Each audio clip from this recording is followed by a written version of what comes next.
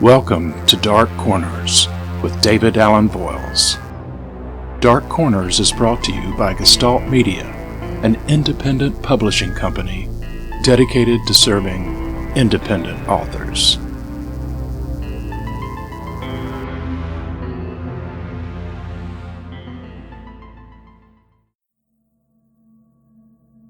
Mr. Porter's Last Surprise. So, before I let you all go to find your graves, are there any questions? "Where's a bathroom?" asked Samuel Reynolds. Mrs. McPherson rolled her eyes. "Seriously, Sam? Do you not remember me telling all of you that there are no bathrooms in Riverside Cemetery? And did I not specifically ask you all to go before we left the school?" "Nah, I'm just kidding," Sam said, and the other fourth graders giggled and fidgeted, anxious to be about their task. "Oh, Sam, you're going to drive me into one of these graves way before my time." His teacher smiled and ruffled his hair, and then turning from him, she raised her voice for everyone to hear. "Just remember, everybody, you're here on this special trip to an historic, beautiful cemetery because you have demonstrated yourselves to be exceptional students whom we can trust to participate in this project, okay?" "Even Sam?" Lacey asked as she glanced over at her best friend, Aaliyah, and grinned. The group laughed again, Sam included. "Yes, even Sam," she said, smiling again. "I want to remind you to touch only the graves that were assigned to you. Mr. Johnson has chosen tombstones that are safe enough for us to make our grave rubbings, and he and I and the parent volunteers will be circulating to check on you. We'll all gather back here at the main office building in 1 hour. That should be plenty of time for you and your partner to complete both of your projects." "What if we finish early?" Charlene asked. Aaliyah and Lacey looked at each other and rolled their eyes. Charlene was the one kid in the class who had asked 10 seconds before the 3 o'clock bell rang if they had any homework. "Good question," Mrs. McPherson answered. "Everybody, take a look at your maps." The students immediately began digging in their backpacks to find the thick folded paper they had been given back in the classroom. When Mrs. McPherson was certain that everyone had found their maps, she continued. "See the star that's been drawn on there?" The students nodded. "That's where we are right now, at Mr. Johnson's office. And you see the part of the road that runs all through Riverside Cemetery that's printed in red ink?" The students nodded again. "All of the graves that we will be looking for are inside the red circle in that part of the cemetery.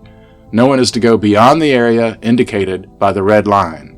In other words, do not cross any paved road." Mrs. McPherson paused to let that message sink in. "If you should finish early," she continued, "you're free to explore the other graves within this marked area, but you are not to cross over any paved road. And remember what we talked about earlier, no one is allowed to climb or sit on the tombs or crypts. Is that clear?" Silence. "All right then," said their teacher with a big smile. "If you think of any other questions, you can ask one of the adults as we come to check on you. At this time, you and your partner may now go find your graves." Aaliyah and Lacey looked at each other with big grins. "So whose grave should we find first?" Aaliyah asked. "We can do yours first," Lacey said, as the two girls began walking up the small incline toward where Aaliyah's grave was marked on their maps. "Oh, that's nice of you," said Aaliyah. "That way, if we screw up your grave rubbing, we'll know how to get it right by the time we get to mine." "Oh, thanks," said Aaliyah, laughing as she gave her friend a playful shove. The girls quickly found the tombstone marking the grave of Althea Brooke Wilson, although due to the hilly nature of that part of the graveyard, it was slightly out of sight of where the other students' graves were located. "She died in 1914, said Aaliyah. "That was over 100 years ago." "Geez, you're a freaking math genius," Lacey said, teasing her friend as she watched Aaliyah kneel down over her backpack to pull out a large paper, some masking tape, and a big black crayon that had its paper wrapper removed. "Okay, Miss Smarty Pants," Aaliyah said. "Help me tape this paper on the tombstone." As Aaliyah leaned over to reach for the tape, a small ring suspended on a thin chain around her neck swung out from where it had been hidden by Aaliyah's sweater. "Hey, what's on that necklace? I don't remember seeing you wear that before." Aaliyah looked down and grabbed the ring. "Yeah, my mother just gave me this for my birthday. She said it's a fire opal that used to belong to my great-grandmother." The ring won't fit on my finger, at least not yet, so we put it on this chain. That way I can wear it as a necklace." Lacey reached over to hold it so that she could examine it more closely. Thin strands of green and turquoise spiraled in a background of what looked like swirls of milk and a pale pink cloud. "It's really cool looking. I can see why they call it a fire opal. When the light hits it just right, it does look like there are flames in there." "Yeah, my mom would probably kill me if she knew I'd worn it today, but I really love it." "You should," Lacey said. "It's really neat." She let the ring go and rocked back to kneel on the ground before the tombstone. "Guess we better get busy, though, or we won't have time to get to my tombstone." The girls worked well together as a team, carefully folding the paper over the top of the tombstone so they could secure it with the tape on the back of the stone. Once Aaliyah had smoothed the paper down flat over the front of the gravestone, she began lightly scraping the length of the crayon over the paper. Before long, the letters on the tombstone where the crayon had passed over began to show up on the paper as white spaces. "That's pretty cool, I have to admit," said Lacey. "Hope mine comes out looking that good." Aaliyah studied the rubbing to make sure it seemed okay, and then carefully removed the tape from the back of the tombstone. With one more look at the finished result, she rolled the paper into a tube with the markings protected inside, put 2 rubber bands around it, and stuck it in her backpack where it stuck up out of the top. "And now, on to your grave," she said. The 2 girls stood and looked at their maps to see where Lacey's headstone should be. It didn't take long for them to climb up the hill again where they could see their classmates busy rubbing their tombstones. In less than 2 minutes, they found the grave that Lacey had been assigned. "This is it," Lacey said. "Thomas Franklin Watson. He died in 1932. My tombstone's not as old as yours." As Aaliyah knelt beside her friend to help her secure the paper on the back of the tombstone, Lacey frowned and looked at her friend. "Hey, where's your necklace?" Aaliyah's hand flew up to her chest where she felt for the ring that was not there. "Oh no, it's gone!" she cried. "The chain must have broken." "I bet it fell off while you were packing up your grave rubbing," Lacey said. "I gotta go back and look," said Aaliyah, her eyes wide with worry. "Can you finish this by yourself?" "Yeah, I'm fine. Go ahead. As soon as I get this rubbing done, I'll come help you look." Aaliyah trotted back down the hill again toward the gravestone, keeping her gaze on the road in case the missing ring had dropped off her neck along the way. When she got to the tombstone, she dropped to her knees and ran both hands over the grass around the grave. "Excuse me, miss, did you lose something?" Aaliyah's heart jumped at the unexpected voice behind her. She turned to see a man wearing a tan suit standing behind her. He had thin, light-colored hair, and the shape of his head reminded Aaliyah of an egg with the big end on top. Although he looked to be maybe a bit older than her father, he wasn't what Aaliyah thought of as old. His suit looked a little strange to Aaliyah, like the kind people wore in the old family photo albums her grandmother kept. He smiled as he looked at her, but she could tell by his eyes that he was concerned about her. Aaliyah's parents had warned her countless times about not talking to strangers, but she was so upset that the words came spilling out of her. It was everything she could do not to cry. "I lost a necklace that had a very special opal on it," she said. "It was my great-grandmother's, and my mother will be really mad if it's gone." "Oh my," the man said. "That would be terrible. Let me see if I can help." He walked carefully around the tombstone several times, leaning over with his eyes cast down on the ground as he searched intently for the necklace. Aaliyah crawled around the marker on her knees as she continued to feel along the ground with her hands. After a while, she sat up and said, "It's no use. It's not here." Her shoulders slumped, and she felt like she just wanted to sink into the ground like Althea Brooke Wilson, who was buried there. "Well, perhaps it fell off along the way as you were walking," said the gentleman. "Let's work our way slowly back to your friends, and while we're walking I can tell you some interesting things about the cemetery." Aaliyah thought about whether she should continue to walk with this stranger or not. Since he had suggested they go toward her friends and teacher and not away from them, she nodded and stood. Together the two began walking slowly up the hill. "Do you work here in the cemetery?" asked Aaliyah. "No, not officially," said the man. "I guess I'm something like an unofficial guardian. There are lots of people buried here that I think of as friends. My name's William Porter, by the way." "I'm Aaliyah. Nice to meet you, Mr. Porter. But You say these dead people are your friends? She asked, with one eyebrow raised in disbelief. Oh, yes. For example, see that cross way over there? The man pointed at a worn marker that looked very old. Aaliyah nodded. You mean the one with a large hole near the bottom? Looks like it might fall over any minute. It does indeed, agreed the old man.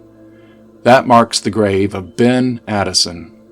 If we were closer, you could read that the inscription on his tombstone says, "Killed by a desperado."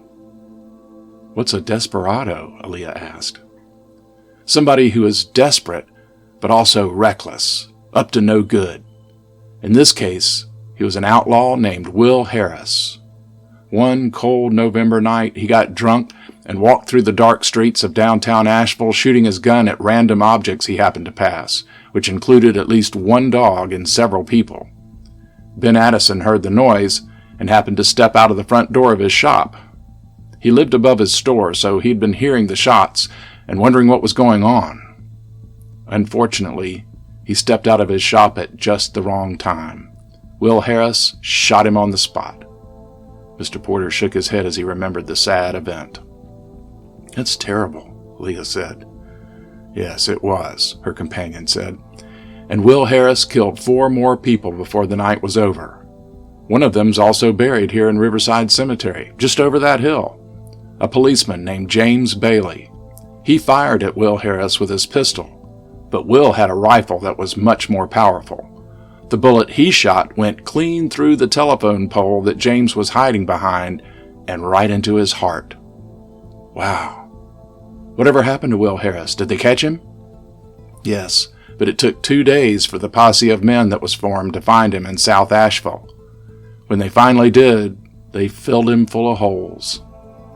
They killed him right there? They most certainly did. They were so proud of their kill that they put his body in the front display window of the funeral parlor on the busiest street in Asheville for everybody to see. He's buried right down there, the gentleman said, turning around and pointing down the hill below them. There's no marker for him, but he's buried in a row with at least 4 other men who were also executed for their crimes in an area some folks call Killer's Hill. Aaliyah stood for a second staring at the area that, unlike the rest of the cemetery, had no tombstones. She shrugged her shoulders and gave herself a little shake to get the grisly scene she had imagined out of her mind.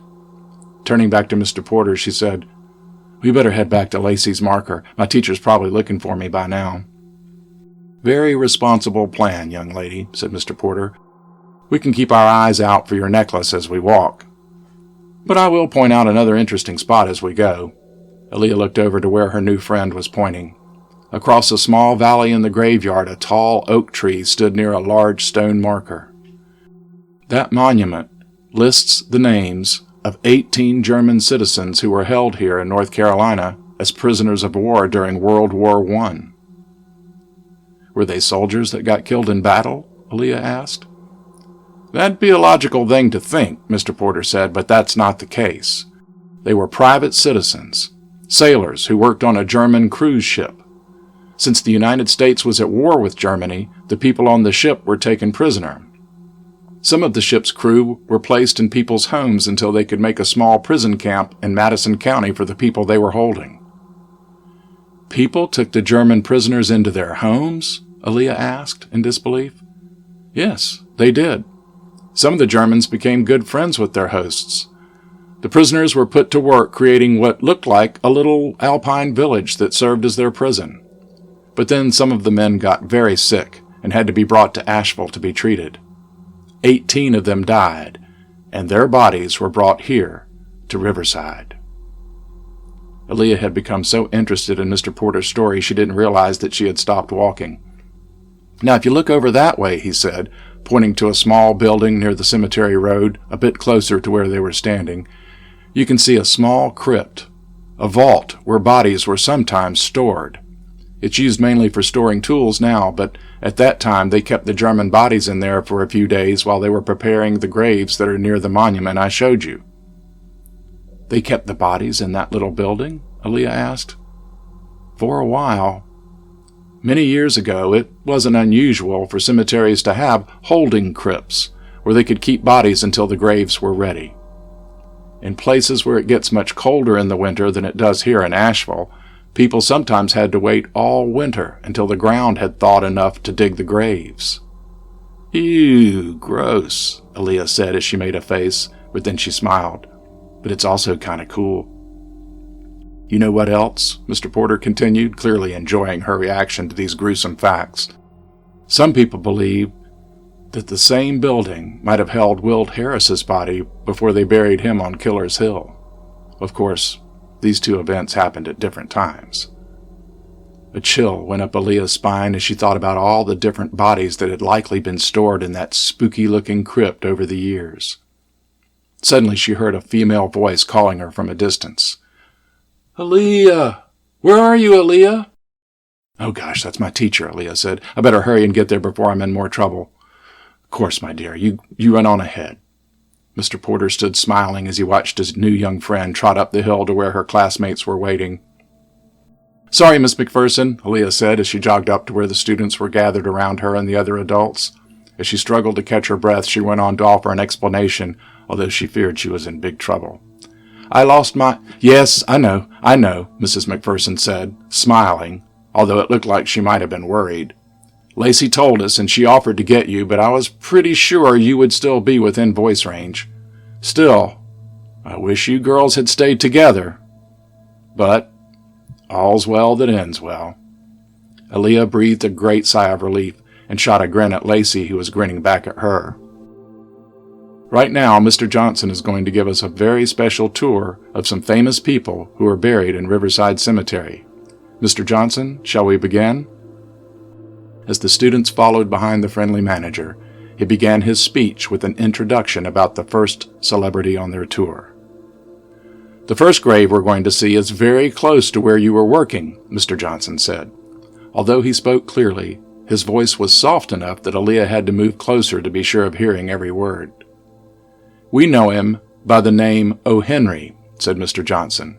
"You can see his name on that sign directing people up the hill beside those steps. O. Henry was a very popular writer who was born in Greensboro, North Carolina. His wife lived near Asheville, which is why he is buried here. He was most famous for writing stories that had surprise endings." When the group reached the sign that Mr. Johnson had mentioned, he said, "You can go ahead up those steps and over to that stone that looks kind of like a block. Like all of the celebrity graves on our walking tour, you should see a metal star that looks like a sheriff's badge in front of it." Sam was among the first students to reach the tombstone. "Hey, there's money on this grave," he yelled. Indeed, the students all noted as they gathered around the marker that there were coins scattered across the top, mostly pennies. "And all those coins need to stay right where they are," Mrs. McPherson said with a firm voice, and eyes directed at Sam that said she would allow for no monkey business. "Yes," said Mr. Johnson, "it's a common practice for people to leave a penny on gravestones to pay their respects to the dead. But there may be another reason for the coins on this tombstone." One of O. Henry's most famous stories is called The Gift of the Magi, and the first line of that story says that $1.87 is as much money as the poor young woman in the story had been able to save in order to buy a Christmas present for her husband. That might explain why some people have been leaving multiple coins, perhaps adding up to $1.87 in change as a tribute. Aaliyah and Lacey worked their way up to the tombstone where they could see the coins that Mr. Johnson had been talking about. "Hey, this tombstone says William Sidney Porter, not O. Henry," said Lacey. "I thought this was supposed to be O. Henry's grave." Mr. Johnson smiled. O. Henry was his pen name, a fake name, you might say. Sometimes writers choose to use another name when they publish their stories. He turned and started walking back down the steps toward the cemetery road and said, "And now we're going to visit the grave of another famous writer, Thomas Wolfe." The students filed in behind him, competing to get as close as possible to hear his stories. Before falling in behind the rest of her classmates, Aaliyah looked back at the name inscribed on the stone marker. A chill went up her spine for the second time that day, and a little gasp escaped from her lips. Hanging on a corner of the stone slab was her necklace. Lacey stopped in her tracks when she heard her friend's soft cry. Noting where Aaliyah was looking, she saw immediately what had surprised her friend. "There's your missing opal ring, Aaliyah." "I know," she answered. "But how did it get here? I wasn't ever close to this grave until just now. Mr. Porter and I were looking way over—" Aaliyah's voice trailed off with an amazing thought. "Mr. Porter? Who's Mr. Porter?" Lacey asked. "He's a nice man who was helping me look for my necklace, but I think I'm just now figuring out who he is," Aaliyah said softly. She looked at Lacey with eyes wide in amazement. "I think the man who helped me look for my necklace is buried right here." "Yeah, right," said Lacey, smiling at her friend in disbelief. "A ghost found your necklace for you and put it here for you to find? The ghost of a famous writer?" "Not just that," Aaliyah said. "A writer who, according to Mr. Johnson, liked surprise endings.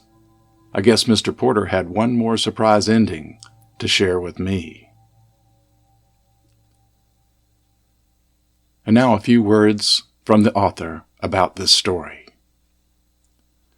While it's very fun and fairly easy to make gravestone rubbings, one should always check with the managers of graveyards before making rubbings. It may be illegal to do so in some areas. Some headstones are fragile and could be easily damaged if the people making the rubbings aren't extremely careful. The grave of William Sidney Porter, also known as O. Henry, exists as described in the story. The graves to which the characters of Aaliyah and Lacey were assigned are fictitious. The other graves, however, and the holding crypt that Mr. Porter tells Aaliyah about, are real, and you can find them in Riverside Cemetery. Maps marking the graves and crypts of many of the famous people buried in Riverside Cemetery are available to the public for free in the manager's office. The door is open to the public during business hours Monday through Friday.